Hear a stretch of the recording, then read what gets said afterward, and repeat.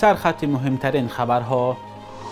رئیس بانک ملی گفت پول مهاجران برای اقتصاد مهم است. رهبر پیشینه این نهاد برعکس این را می گفت. فرمانده جنایتی اوید به قتل رسانیدن شهروند زیابه گلبدین. گروه 44 در بدخشان از همکاری با مقامات دست کشیده است. و امریکا گفت چرخبال‌های در تاجیکستان و ازبکستان بوده را به طالبان بازپس نمی‌دهند.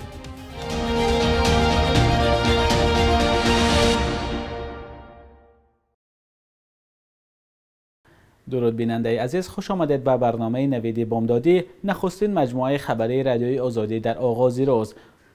حاکم خالقزاده رئیس بانک ملی تاجیکستان در یک جلسه گفته است مبلغ‌های انتقال داده مهاجران مهنتی برای اقتصاد کشور مهم است. این جلسه 6 ماه پیش برگزار شده. جزئیات آن را تازه مجله بانک ملی نشر کرده است. نشریه از قبل رئیس بانک ملی نوشته است انتقال‌های پولی از مهاجرت مهنتی شهروندان عاملی میباشد که به همه نشاندادهای مکر اقتصادی خصوصا به استواری پول ملی و نگاه داشتن قابلیت خریداری اهالی تاثیر مثبت رسانیده به ثمره‌ناکی سیاست پولی و قرضی و سیاست فیسکالی دولت مساعدت می‌نمایند. در این نشست حاکم خالقزاده آمار مبلغ‌های فرستاده مهاجران را آشکار نکرده است. او تنها گفته است صرف نظر از پیامدهای بیماری کووید 19 انتقال پول‌های مهاجران در نیم سال اول سال گذشته نظر به یک سال قبل زیادتر شده است.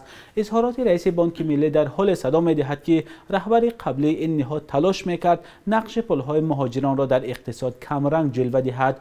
جمشید نور محمدزاده سابق رئیس بانک ملی ماه ینوری سال 2017 ضمن نشست خبری با روزنامه‌نگاران گفته بود بالای پول مهاجران تاجیک و تأثیر آن به اقتصاد کشور اکسنت یا تاکید نکنید. اقتصاد ما بجز از پول مهاجران چیزی دیگری ندارد؟ سوال گذاشته بود نور محمدزاده. اظهارات آن وقت رئیس وقت بانک ملی واکنش‌های زیاد را به میان آورده بود. تاجیکستان یکی از کشورهای جهان است که اقتصادش سخت پایبند به پول مهاجران کاری می باشد. بنا به آمارهای گوناگون در روسیه اندک بیشتر از 1 میلیون نفر از اهالی تاجیکستان کار و اقامت می کنند. سالانه آنها به کشور میلیاردها دلار می فرستند تا عائله هایشان روز گذرانند و زندگی مناسب تری داشته باشند. بینندگان عزیز، نظر شما درباره پول مهاجران چیست؟ می توانید به ما نویسید. کمیسیه 44 عبارت از نمایندگان جامعه شهروندی ولایت مختار کوهستان بدخشان گفته است تا اجرای طلب‌هایش از همکاری من بعد با مقامات دست می‌کشند. این کمیسیه آخر ماه نوامبر پس از اعتراض ساکنان در خاراق در هماهنگی با مقامات محلی سازمان یافت. پس از مرگ گلبدین زیابکوف ساکن ناحیه رشتقلعه در عملیات مقامات انتظامی، ساکنان 4 روز اعتراض کرده بودند. خبرگزاری آزیا پلوس روز 18 ینور از قبل خوجمری پیرمحمدوف سخنگوی کمیسیه 44 نوشت آنها از این همکاری قناعتمند نیستند زیرا هیچ کس جزئیات کشته و زخمی شدن اهالی آسایشته را تفتیش نمی کند، لیکن مردم را حتی برای قانون شکنی های ناچیز هم به جوابگری می کشند. پیرمحمدوف به آزیا پلوس گفته است آنها 5 طلب خود را بر رهبر گروه تفتیشاتی دادستانی کلی تاجیکستان پیشنهاد کردند. این 5 طلب عبارت است از قطع برگزاری کارهای تفتیشاتی یکجانبه از سوی گروه تفتیشاتی، از منصب برکنار کردن سردار ریاست کمیته امنیت ملی در ولایت بدخشان، برکنار و به حبس گرفتن همه آنهایی که در عملیات روز 25 نوامبر شرکت داشتند، حبس کارمندانی که علیه مردم اعتراضگر از سلاح استفاده بردند و آغاز پرونده جنایتی نسبت سردار شعبه کارهای داخلی شهر خاروق. مقامات هنوز به این نظر فعالان جامعه شهروندی ولایت مختار کوهستان بدخشان واکنش نکردند. ارزیابی‌های سازمان‌های حامی حقوق انسان این است که در تاجیکستان سال تا سال آزادی‌های سیاسی و حقوق انفرادی محدود می‌شود و مطبوعات مستقل بسته و سازمان‌های کمتر جمعیتی آماده هستند از حقوق شهروندان دفاع کنند. از جمله ارزیابی‌های سازمان دیدبان حقوق بشر یا هومن رایتس واچ از سال 2021 در تاجیکستان این است که مقامات همانه حقوقشناسان مستقل، ژورنالیستان و اعضای عائله‌های فعالان سیاسی را که در خارجه به سر می‌برند هدف قرار دادند. مقامات در تاجیکستان با چنین ارزیابی‌ها راضی نیستند، ولی آیا مردم عادی درباره رعایت شدن حقوق خود چه میگویند؟ پرسش همکارم برای یوسفی در کوچه‌های دوشنبه انجام شده است. هر یک انسان از خودش وابستگی کلان دارد. اگر انسان خودش داند اگر اون کس پایمال نمیکنه حقوق این هم اون حقوق پایمال میشه که اون شخصی که نمیدونه در اون چیزی معلومات ندارد. Я знаю свои права, во-первых. Куда я хожу, куда я обращаюсь, я могу отстоять свои права. Где-то, если я не права, меня исправляют, не помогают, это даже это хорошо.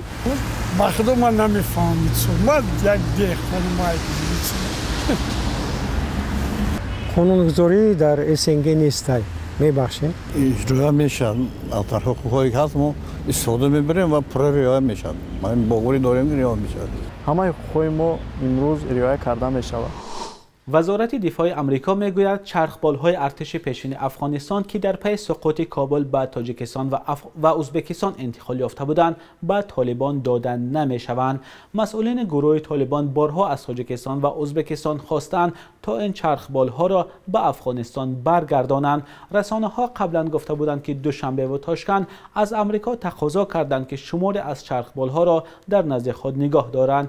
جان کربی سخنگوی وزارت دفاع آمریکا روز 18 ینور ضمن یک نشست خبری در پاسخ به پرسش خبرنگاران راجع به سرنوشت این چرخبال‌ها گفت آنها هنوز سر این موضوع کار میکنند و از یگان تصمیم درباره چگونه حل کردن این مسئله خبر ندارد. اما من فکر میکنم که آنها به افغانستان فرستاده نمیشوند تا از جانب طالبان استفاده شوند، افزود او.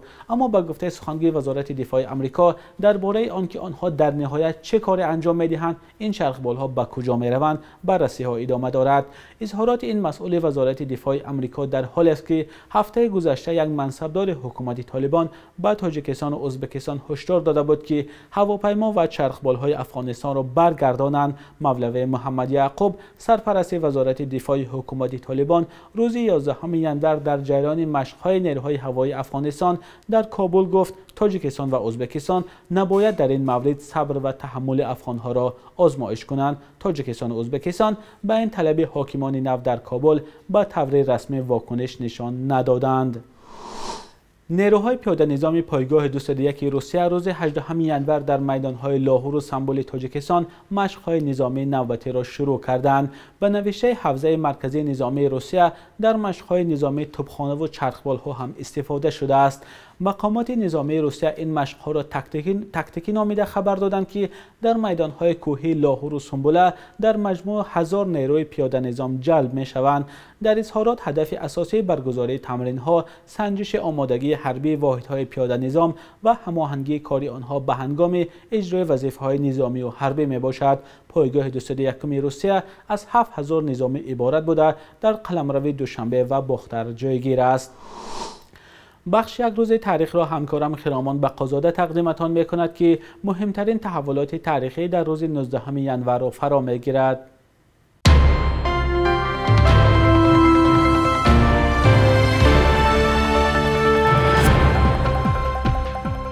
19 январи соли 1935 дар водии ҳисор ноҳияи регар таъсис шуд ки соли 1979 ба номи шоири маъруфи тоҷик турсунзода тағйири ном кард.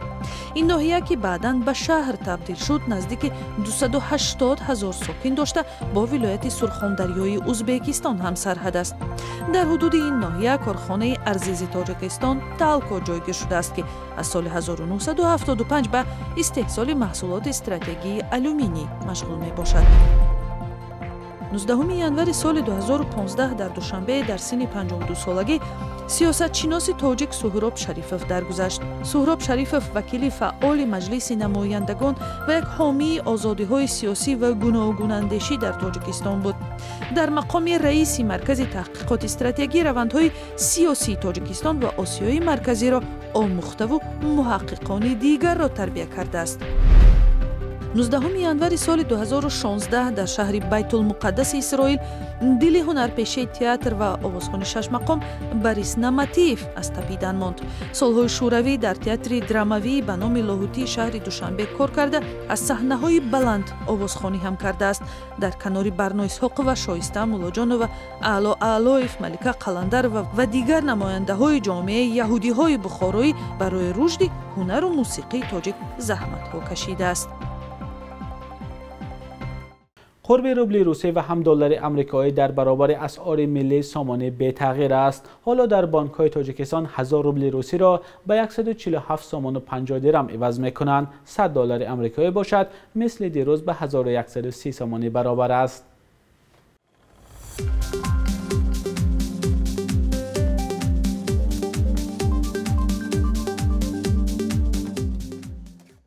بیننده عزیز، اینجا رسیدیم به پایان برنامه نوید بامدادی. تشکر که تا آخر ما را همراهی کردید. برایتان روز خوش تمنا داریم.